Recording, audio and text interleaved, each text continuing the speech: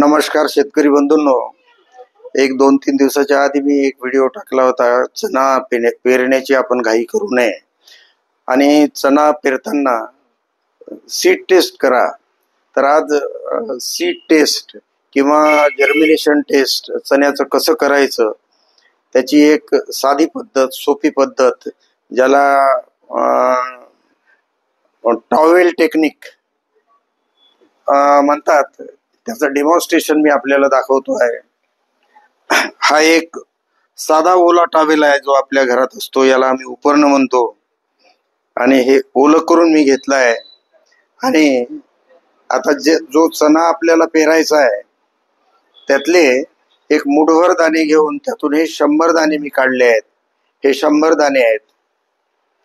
आता या ओल्या कापडामध्ये आपल्याला हे 100 दाणे गुंडाळून ठेवायचे आहेत.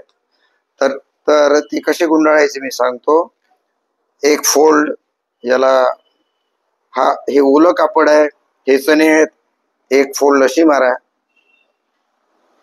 दुसरी फोल्ड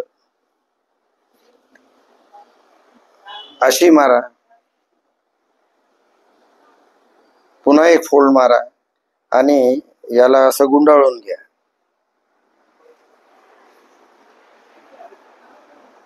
हे ओलं कापड आहे. या ओल्या कापडामध्ये आपण चणे गुंडाळले आहेत आणि हे गुंडाळल्यानंतर परत याची अशी फोल्ड मारा. हे कापड परत ओलं करण्यासाठी या ग्लासमध्ये पाणी आहे. परत याला थोडंसं पाणी याच्यामध्ये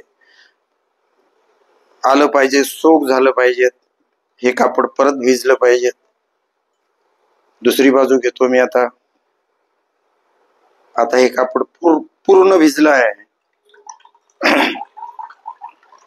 जास्तीचं पाणी निघून जाऊ द्या. आणि आता हा टॉवेल एका पॉलिथिन मध्ये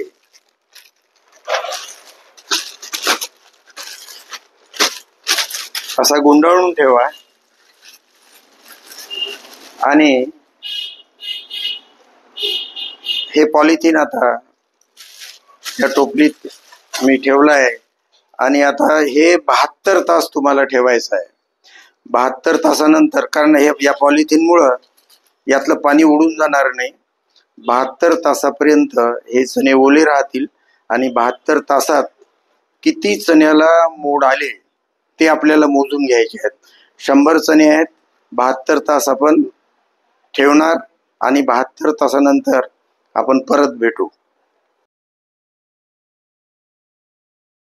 शेतकरी बंधूंनो नमस्कार.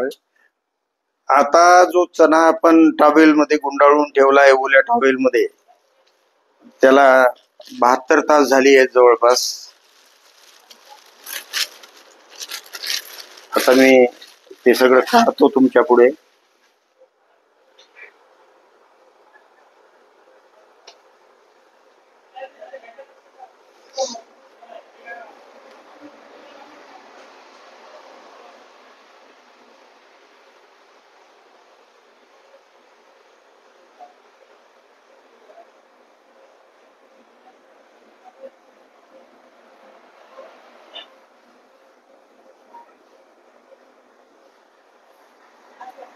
हे बघा, आता 72 तास झाले आहेत. आणि आता या चण्याचे आपण 2 ग्रुप करू. यात हे जे जर्मिनेट झालेले आहेत ते मी माझ्या डावीकडे ठेवतो. 4, 5.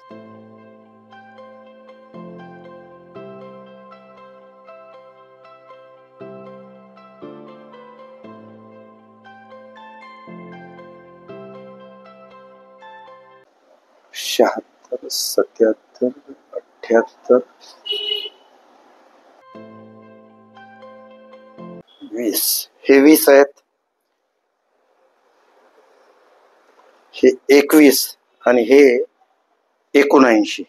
79 हे 21.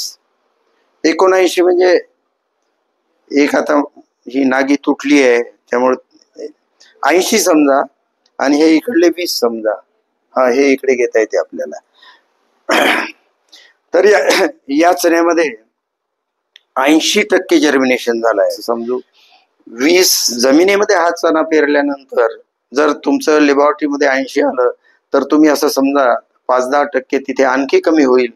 कारण इथे जो ओलावा आणि इथे ज्या सगळ्या कंडिशन मेंटेन झाल्या 72 तास त्याला आपण ओल्या कपड्यामध्ये ठेवलं,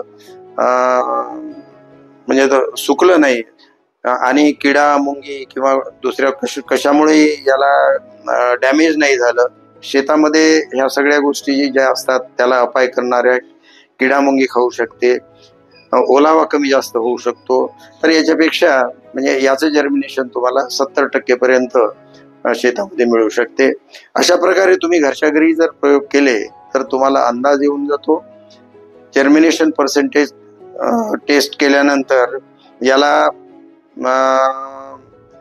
सीड ट्रीटमेंट तुम्हाला करावं लागेल. एक चांगलं फंगीसाईड आणि इन्सेक्टिसाइड याचं कोटिंग करून सावलीत वाळून नंतर याची तुम्हाला पेरणी करता येईल. धन्यवाद शेतकरी बंधूंनो. आमचे प्रयोग आमची माहिती आपल्याला आवडली तर आमच्या चॅनलला आपण सबस्क्राईब करा. छोटे छोटे जे प्रयोग आम्ही नेहमी आपल्याशी शेअर करेन त्या माहितीचा आपण फायदा घ्या. धन्यवाद.